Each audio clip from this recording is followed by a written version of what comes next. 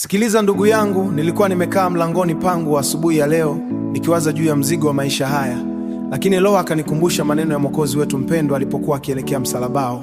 Alisema, msisumbuke mioyoni mwenu. Sasa mimi na wewe tunafanya nini tukiwa bado hapa duniani? Walimlimpiga na kumdhihaki pale mlimani, alibeba msalaba mzito kwa ajili yangu, kwa ajili yangu.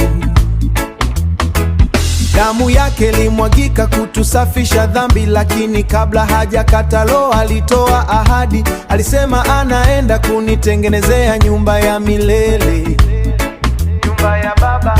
Kuna vyumba vingi kwa wale wanaomwamini. Alituambia tusiwe na hofu, yeye ni njia. Yuko hai, mauti imeshindwa kabisa, kashinda kifo. Anatuita sote nyumbani kwa Baba yake. Upendo wake ndo daraja letu la kuvuka. Tupendane sisi kwa sisi kama yeye, Huwa namwona jirani yangu akiteseka kwa njaa, watoto wake wanalia, hawana hata chakula. Je, tapita tu na kusema Mungu atusaidia? Hapana, Yesu alituonesha njia ya tofauti. Alisema mkipendana, ulimwengu tajua ninyi ni wangu, utajulikana kwangu. Kugawa mkate ndo kujiunga naye mbinguni, jenga makao.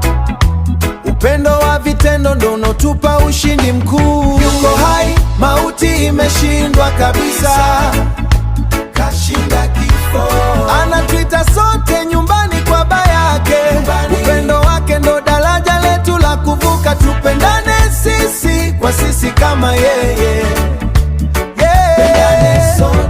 Usisubiri mpaka kesho kuonyesha huruma, anza sasa. Futa machozi ya mjane aliye karibu nawe, futa machozi. Hiyo ndiyo njia kwenda kule juu. Nitamfuata, nitamfuata kwa upendo. Kuna nyumba, kuna nyumba. Baba naita, Baba naita. Nitafika, nitafika. Yuko hai, yuko hai, yuko hai. Leo ni Pasaka, Pasaka kweli. Kashinda mauti, kashinda mauti. Tutaonana kule nyumbani ndugu yangu, tupendane tu mwisho.